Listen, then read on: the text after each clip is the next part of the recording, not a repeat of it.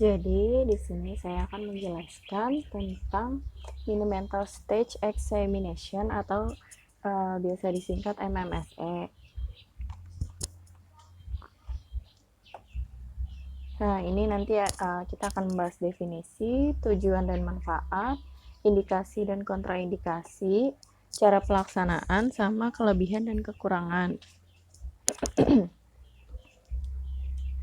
Yang pertama, definisi MMSE atau Mini-Mental Stage Examination ini sebuah pemeriksaan yang digunakan untuk mengevaluasi dan mengkonfirmasi adanya penurunan fungsi kognitif seseorang.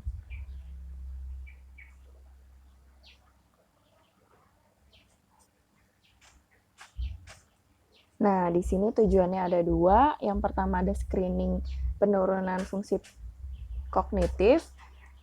Yang kedua untuk pemeriksaan status mental singkat. Manfaatnya di sini yang pertama untuk mengetahui seberapa parah gangguan kognitif yang dialami.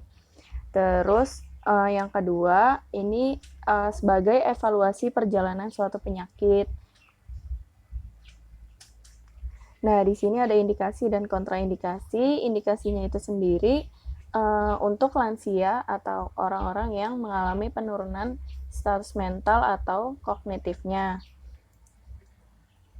Kalau kontraindikasinya, sebenarnya nggak ada kontraindikasi khususnya, cuma MMSE ini nggak bisa digunain kalau misalnya pasiennya nggak siap, kayak misalnya tingkat kesadarannya menurun gitu.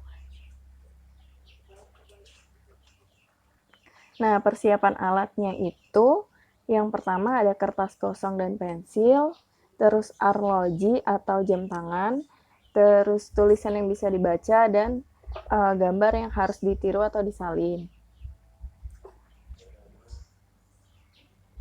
Nah, cara pelaksanaan MMSE atau Mini-Mental Stage Examination ini yang pertama ada orientasi. Orientasi ini kita nanyain tanggal, bulan, tahun, hari, sama musim.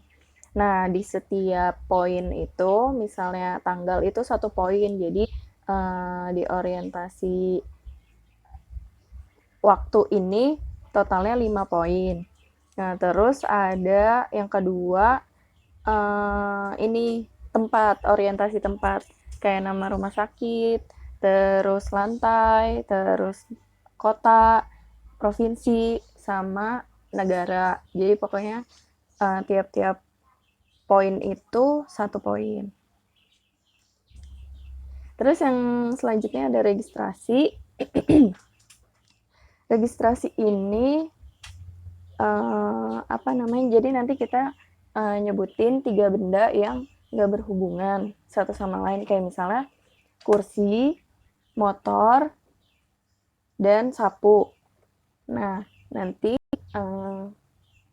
pasiennya itu disuruh ngulangin 3 nama benda yang tadi. Masing-masing 1 poin. Jadi kalau misalnya ada 1 benda yang salah tersebut, berarti nilainya cuma 2. Itu. Terus selanjutnya ada atensi dan kalkulasi. Nah, di sini itu pasien diminta untuk menghitung pengurangan dari 100 dikurang 7. Terus pokoknya sampai 5 kali pengurangan. Kalau misalnya jawab semua benar, berarti dia nggak ada masalah kan.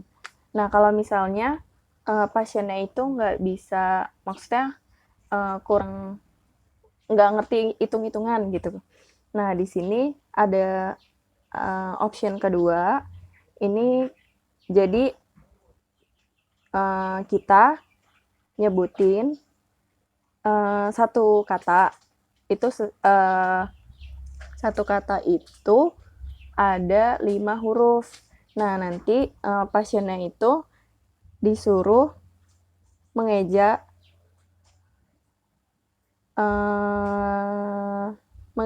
dari akhir ke awal.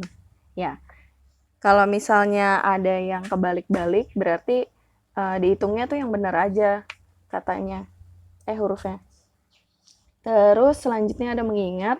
Nah, kan tadi kita udah nyebutin 3 benda yang di awal itu, yang kursi, motor, sama sapu.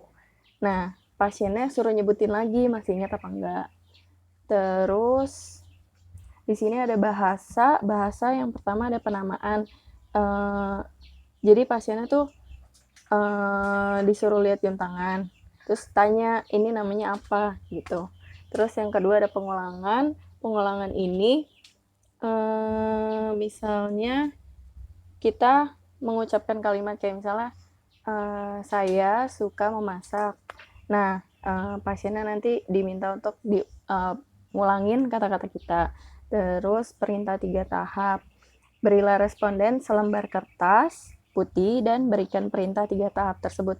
Kayak misalnya misalnya kita bilang, Bapak nanti ambil kertas putih itu, lipat menjadi 2 dan taruh di sebelah kiri Bapak, misalnya gitu. Nah, kalau misalnya Bapak yang ngelakuin atau pasien yang ngelakuin apa yang kita suruh benar, berarti poinnya 3.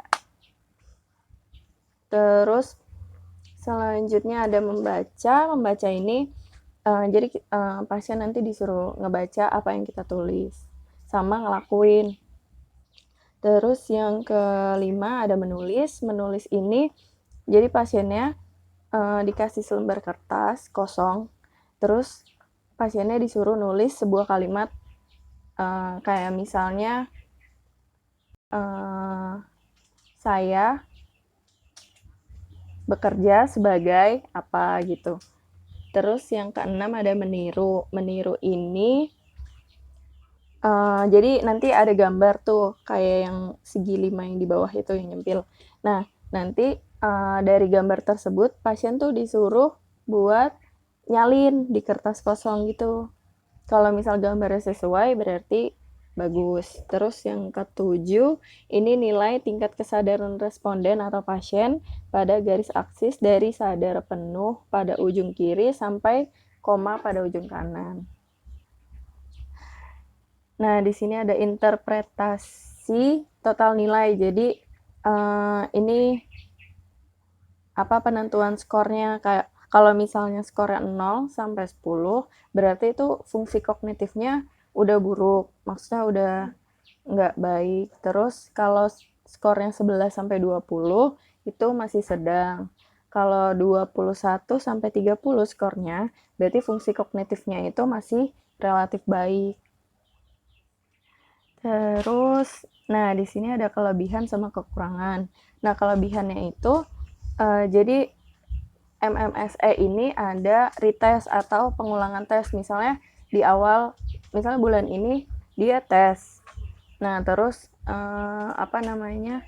nanti setelah dilakukan intervensi atau apa gitu, dievaluasi lagi, misalnya 3 bulan sekali. Jadi nanti dilihat ada kemajuan atau semakin menurun gitu. Terus kekurangannya, jadi batasannya atau ketidakmampuannya untuk menilai beberapa kemampuan kognitif yang terganggu di awal penyakit Alzheimer ini, jadi enggak